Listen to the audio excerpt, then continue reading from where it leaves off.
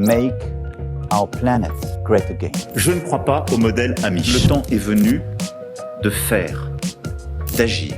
Je m'appelle Nicolas Nas, je suis ingénieur et docteur en physique et chargé de campagne transition énergétique à Greenpeace France. Laure Ducos, je suis de formation ingénieure forestière spécialisée dans les écosystèmes tropicaux et je suis chargée de campagne agriculture et alimentation chez Greenpeace France. Je suis François Chartier, j'ai une formation universitaire en histoire et sciences politiques et je suis chargé de campagne océan et pétrole pour Greenpeace France. Nous sommes dans un contexte très particulier, important, d'élection présidentielle, et nous sommes là pour décrypter des annonces faites par Emmanuel Macron durant son quinquennat sur les enjeux écologiques et climatiques. Climate change is one of the major issues of our time.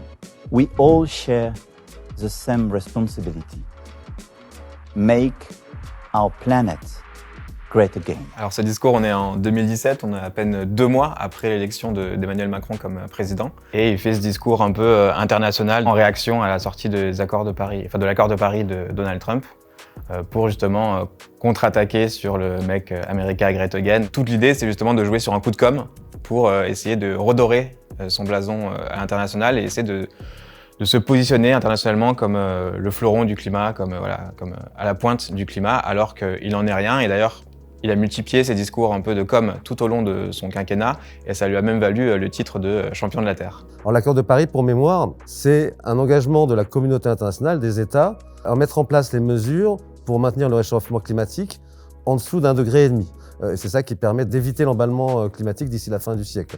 Donc l'enjeu, il est déterminant. Ce qu'on voit, c'est qu'on est très loin du compte, finalement, au niveau de l'engagement des États dans la lutte contre le changement climatique, et pas simplement dans les paroles, mais dans les actes, parce que ce qu'il fallait après l'accord de Paris, c'est les actes. Et puis après, si on regarde au niveau national, la France a été condamnée devant les tribunaux français pour non-respect de l'accord de Paris, justement. Donc c'est pas les ONG, c'est pas les écolos qui le disent, c'est la justice. Finalement, la politique en termes de lutte contre le changement climatique a beaucoup plus été de la com' que de l'action en France depuis 5 ans, malheureusement. Ce que vous mettrez sur la table, il n'en sera pas rien fait. Qu'est-ce qu'on met derrière le sans-filtre ? Que ce soit pas manipulé derrière le rideau par des gens qui ont des intérêts cachés ou autres. Là, c'est simple, vous avez mon engagement là-dessus. Alors la Convention citoyenne pour le climat, qu'est-ce que c'est ? Donc c'était un groupe de 150 citoyens et citoyennes tirés au sort, avec pour objectif de mettre sur la table 149 mesures pour le climat. Et le président Macron, comme on vient de l'entendre, s'était engagé à les intégrer, à les mettre en place sans filtre, soit en passant par référendum auprès des citoyens, soit en les appliquant directement par voie réglementaire, ou bien en faisant en sorte que ces mesures passent entre les mains de l'Assemblée nationale, donc entre les mains des parlementaires. Concrètement, qu'est-ce qui s'est passé ? Déjà, Emmanuel Macron avait parlé de joker, donc il a utilisé ces trois jokers qui s'étaient gardés comme mesure de sécurité. Je suis en désaccord avec la taxe de 4% sur les dividendes que vous proposez. Il faut reporter le débat sur les 110 km/h. Vous proposez ainsi de réécrire le préambule de la Constitution. Je ne souhaite pas reprendre cette proposition. Ensuite, en première lecture, donc à l'Assemblée nationale, à peine 10% des mesures proposées par les citoyens ont été acceptées. Et c'est dommage parce que c'était un vrai exercice intéressant du point de vue démocratique. Les citoyens qui n'y connaissaient pas grand-chose ont pu vraiment creuser le sujet, être conseillés par des experts, des ONG, etc., des scientifiques, pour vraiment porter des mesures qui soient consensuelles et en tout cas qui pourraient faire l'humanité dans la population. Et en fait, on se retrouve avec des mesures qui ont été vraiment abaissées, soit supprimées carrément avec des jokers, soit carrément on va enlever leur nature profonde. Une mesure qui a été portée par les citoyennes et les citoyens, c'est le fait d'interdire les liaisons aériennes pour lesquelles il existe une alternative en train de moins de 4 heures. Eh bien, ce que Macron a fait, c'est qu'il a pris cette mesure, mais il a fait passer le seuil de 4 heures à 2h30. Conséquence, entre 1 et 3 lignes aériennes seulement se sont trouvées concernées sur la centaine de liaisons intérieures. Sur la rénovation des bâtiments, qui est un secteur aussi très important, puisque c'est le 3e secteur le plus important d'émissions de gaz à effet de serre en France. En fait, on s'est retrouvé à des mesures sans sens où on n'a pas d'obligation de rénovation des logements. Et ça, Emmanuel Macron le fait très bien. On le voit beaucoup aussi sur des sujets agricoles. Il délègue la responsabilité toujours sur les entreprises, sur les citoyens, sur la responsabilité individuelle, plutôt que de prendre de vrais engagements congrès politiques avec des mesures contraignantes.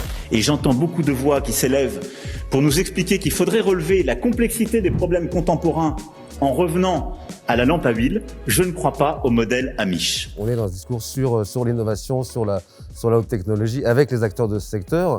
Et on voit bien qu'au-delà de ce qu'il dit, Macron, il lance des signaux. D'une part, il s'agit de discréditer une des mesures de la CCC, qui concernait le moratoire sur la 5G. Il s'agit de discréditer le mouvement écolo, de le ramener dans un coin, de faire un peu ce qu'avait fait Sarkozy à l'époque en disant l'environnement ça commence à bien faire. Aujourd'hui, il faut revenir aux choses sérieuses, il faut revenir à, comme dit Macron, à la technoscience, à l'innovation.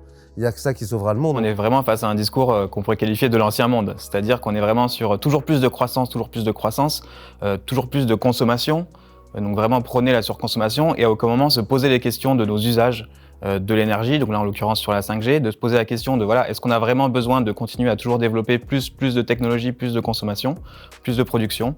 Et à aucun moment dans ce quinquennat, Emmanuel Macron n'a porté la question de la lutte contre le gaspillage énergétique au travers de deux notions clés, la question de la sobriété, c'est-à-dire de remettre en question notre usage pour éviter de dépenser de l'énergie inutilement, et puis la question de l'efficacité énergétique, c'est-à-dire de ne pas gaspiller de l'énergie pour un usage donné. Et typiquement, le bon exemple pour ça, c'est la rénovation des logements, sur lesquels on a pris énormément de retard.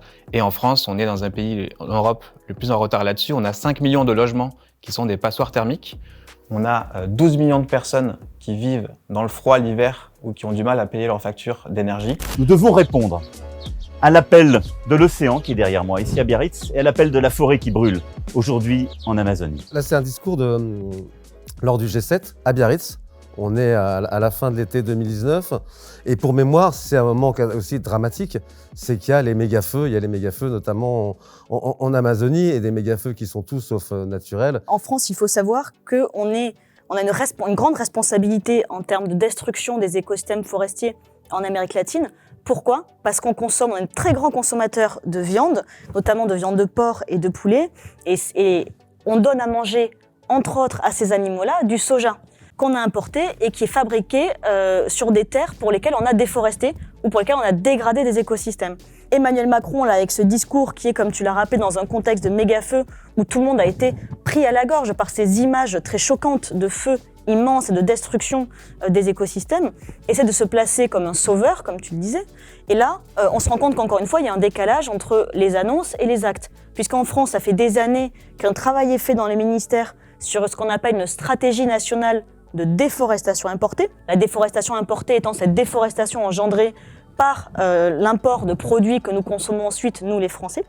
Encore une fois, ça a été une stratégie vide de moyens et vide de mesures contraignantes. Sur les océans, malheureusement, le constat, il est pas bon.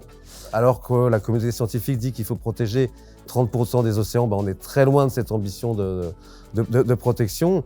Et puis surtout, aujourd'hui, on voit que le gouvernement français, que le président Macron, soutient l'idée d'aller extraire des métaux, des minerais, des terres rares, du cobalt, du nickel, etc., dans les grandes profondeurs, avec le risque de détruire la biodiversité, et une biodiversité qui est souvent encore complètement inconnue, et avec la justification qu'on a besoin de ces métaux pour la transition. Là, encore une fois, la bon dos, la transition, pour justifier des destructions, alors qu'on peut envisager des économies circulaires. Donc les mines vont sauver l'humanité pour Macron, on dirait bien.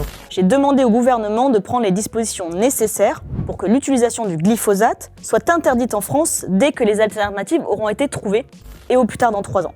On y est. On est plus que 3 ans après, en fait. Et comme souvent par rapport à ces annonces, Emmanuel Macron a fait marche arrière. Il a préféré être conciliant avec le monde agricole représenté par la FNSEA, donc le syndicat agricole majoritaire très productiviste, plutôt que de vraiment mettre en œuvre des moyens pour se passer du glyphosate. Et c'est pas le seul pesticide avec lequel il a fait ça. Il a aussi fait ça avec les néonicotinoïdes. Alors c'est un sujet qui a fait beaucoup de bruit, puisqu'il s'était engagé à son interdiction, et quelques mois après, le gouvernement a une fois de plus retourné sa veste et ils ont décidé d'autoriser des dérogations pour le monde le secteur de la betterave notamment, pour que ce secteur-là puisse réutiliser des néonicotinoïdes. Donc, une des rares avancées du quinquennat qui existait sur cet enjeu majeur de santé publique, parce que c'est une question environnementale mais aussi de santé publique, là aussi, il y a eu ce retour en arrière. Vous, votre travail, forcément, il n'est pas sur le temps court. Quand on parle d'environnement, c'est le temps long.